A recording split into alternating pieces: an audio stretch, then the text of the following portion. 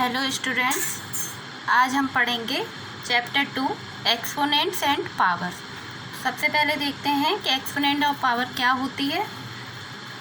तो देखिए, जो इस तरीके से लिखा हो 3 × 3 × 3 × 3 × 3, 3 का मल्टीप्लाई कितने टाइम्स हो रहा है? 5 टाइम्स। 1 2 3 4 5।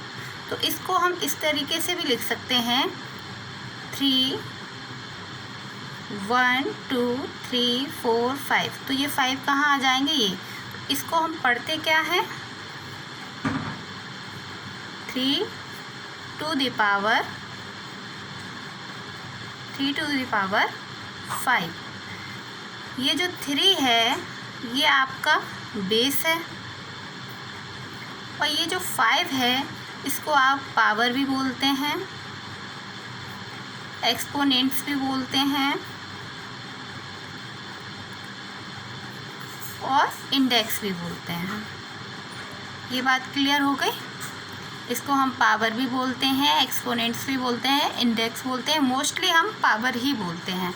तो इसको हम क्या पढ़ेंगे? 3 to the power 5। और जो 3 है वो आपका बेस है और 5 है वो आपका पावर है। नेक्स्ट देखते हैं, जैसे a × a × a × a, इसका मल्टीप्लाई जो हो रहा है वो आपका n टाइम्स हो रहा है। कितना हो रहा है? n times.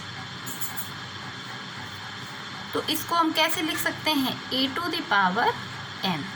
तो जो n है वो आपका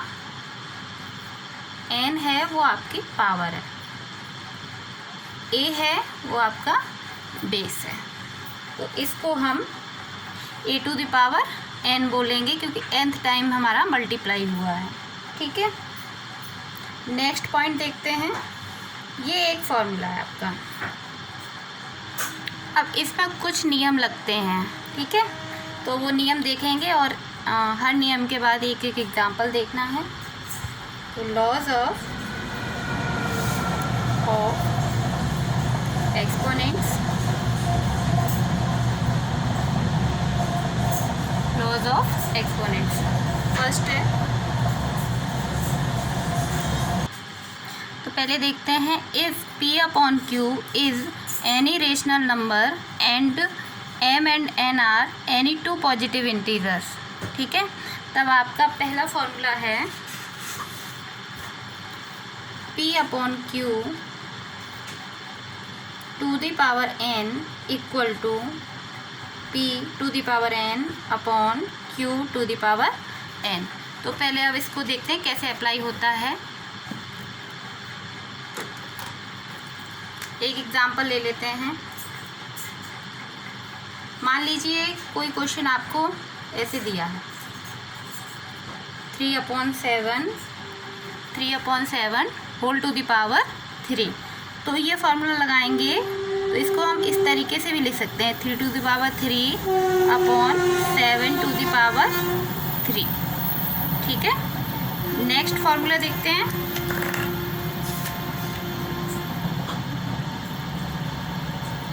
अगर इस तरीके से दिया हो P/Q whole to the power m into P/Q whole to the power n, तो फॉर्मूला बन जाएगा P/Q whole to the power m plus n।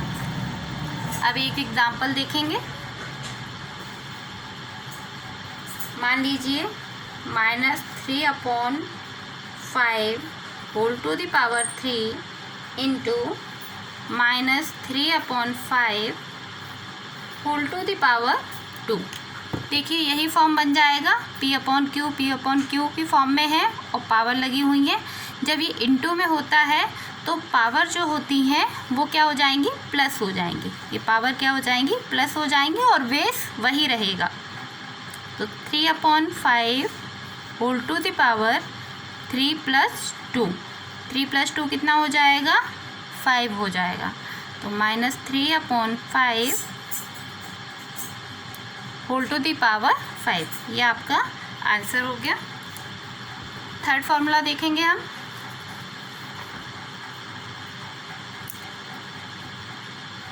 मान लीजिए अगर इस तरीके से लिखा हो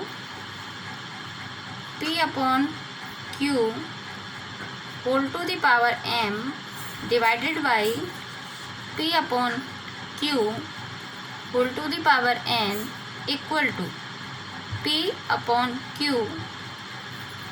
m minus n where m greater than n।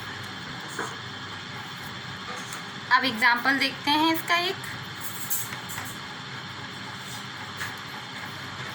मान लीजिए कोई ऐसे दिया है 2/11 whole to the power 8 divided by 2/11 whole to the power 5।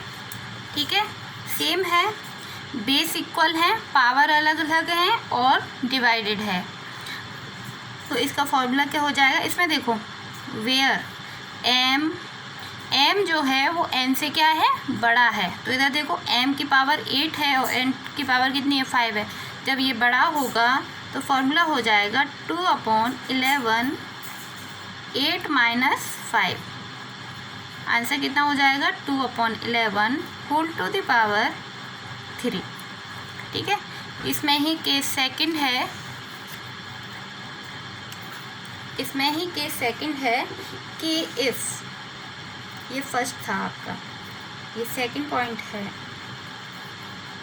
P upon Q whole to the power m divided by P upon Q whole to the power n equal to 1 upon P upon Q whole to the power n minus m where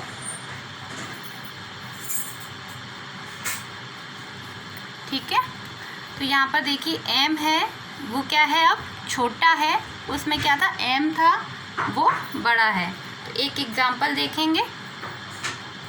example है -2/7 whole to the power 5 divided by -2/7 whole to the power 7।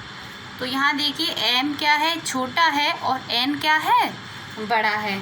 तो formula क्या हो जाएगा आपका 1/-2/7 whole to the power 7 minus 5, n minus 5 था आपका।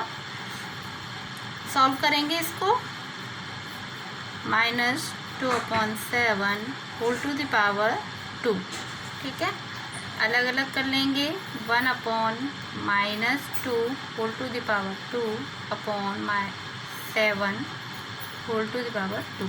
ये ऊपर चला जाएगा मल्टीप्लाई में, 7 square upon -2 the power 2। Solve करेंगे, 7 × 7 अपॉन -2 × 2, 2 टाइम्स मल्टीप्लाई होगा क्योंकि इसकी पावर जो है वो 2 है।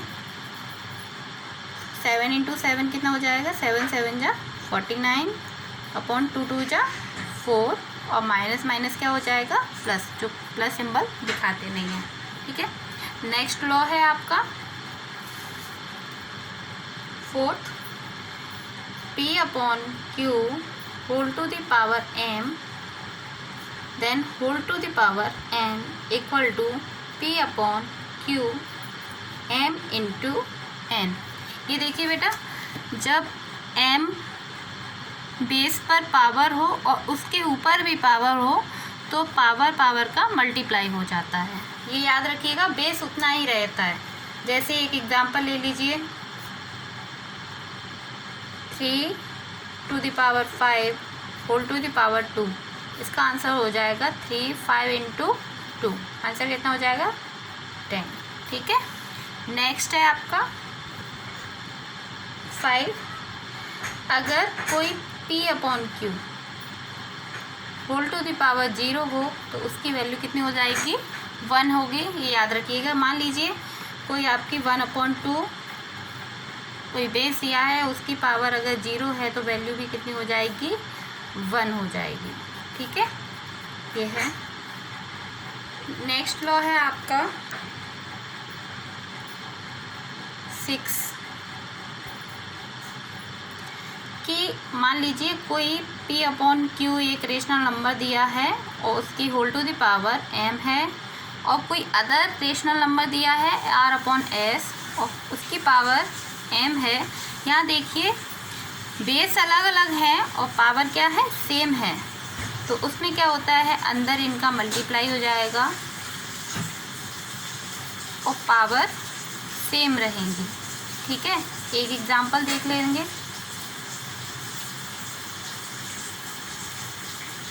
जैसे 1/8 whole to the power 3 into 16/15 whole to the power 3।